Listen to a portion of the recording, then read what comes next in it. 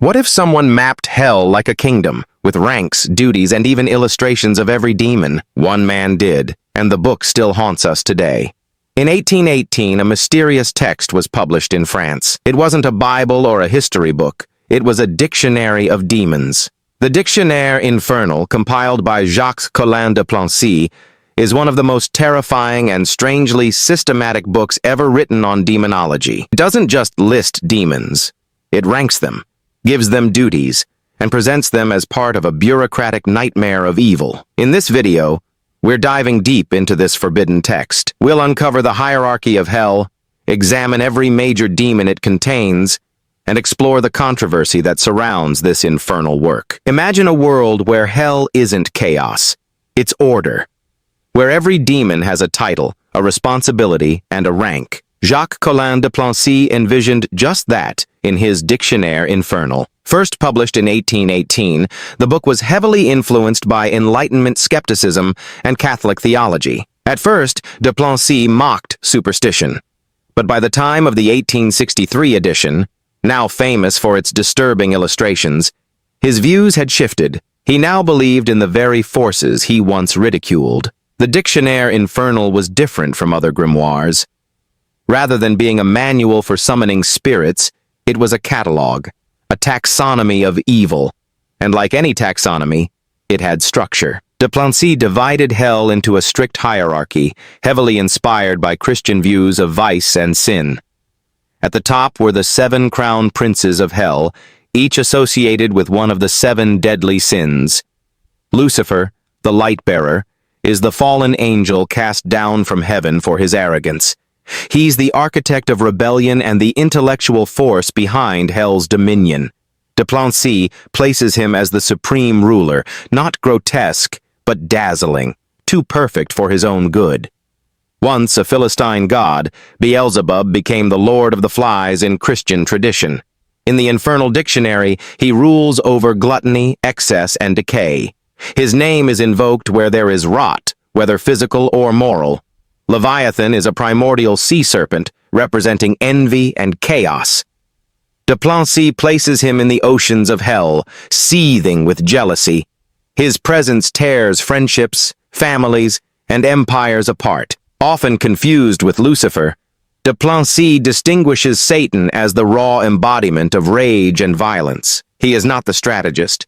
He is the destroyer, the roaring fire that consumes without mercy. Mammon represents materialism. He isn't a monster, but a seducer of economies. In hell, he manages its treasury, tempting mortals through wealth, corruption, and avarice. Asmodeus is the demon of lust, carnal sin, and sexual obsession.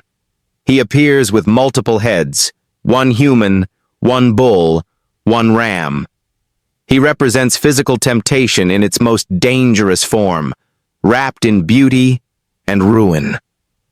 Belphegor is depicted seated lazily, often on a toilet, as a symbol of comfort turned to stagnation. He encourages innovation only when it leads to indolence, and lures the ambitious into eternal procrastination. Below the princes lie hundreds of demons, each with specific roles.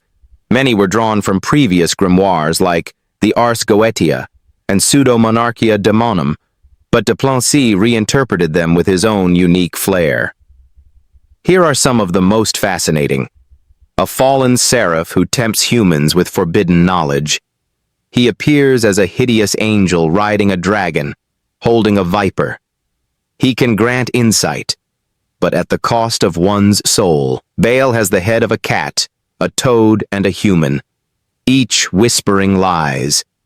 He grants invisibility to those who invoke him, making him a patron of thieves and spies. Later made famous in modern horror, Paimon is a regal demon riding a dromedary. Surrounded by musicians and banners, he grants knowledge of sciences and hidden things. He is polite, but dangerous. One of the stranger demons, Buer, is depicted with a lion's head surrounded by 5 goat legs forming a wheel. He teaches philosophy and medicine, and is one of the few demons considered helpful, if unpredictable. A winged angel with the head of an owl riding a black wolf. He incites conflict and war, especially among allies. Calling on Andras often ends in betrayal and chaos. A Duke of Hell who helps thieves work in groups. He promotes loyalty among criminals, but betrays them at the moment of truth. Once an angel of the Order of Virtues, Barbatos fell and now rules the woods. He teaches languages of animals and reveals hidden treasures in the earth. A demon appearing as a massive crowned owl, Stolas teaches astronomy, the properties of herbs and stones, and the secrets of the cosmos. Many scholars allegedly invoked him in secret. Forrest teaches logic, ethics, and the secrets of life extension.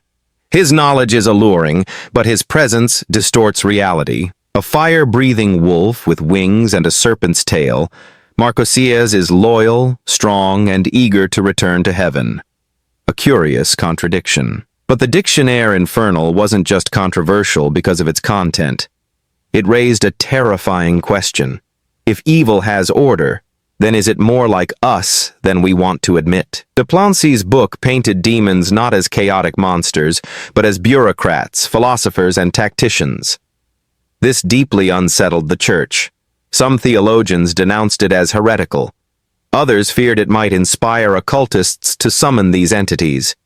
In 1863, de Plancy released an illustrated edition with 69 images of demons in grotesque, surreal forms.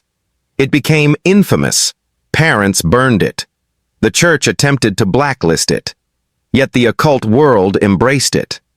Each demon was not just a symbol of sin, but also a reflection of society's failings. Consider this. Mammon thrives in capitalism. Asmodeus in broken marriages. Belphegor in the digital age of endless distraction. The book became a mirror, showing us what we're afraid to confront in ourselves. De Plancy's writing often blurred the line between belief and satire. In early editions, he mocked superstition, but something changed.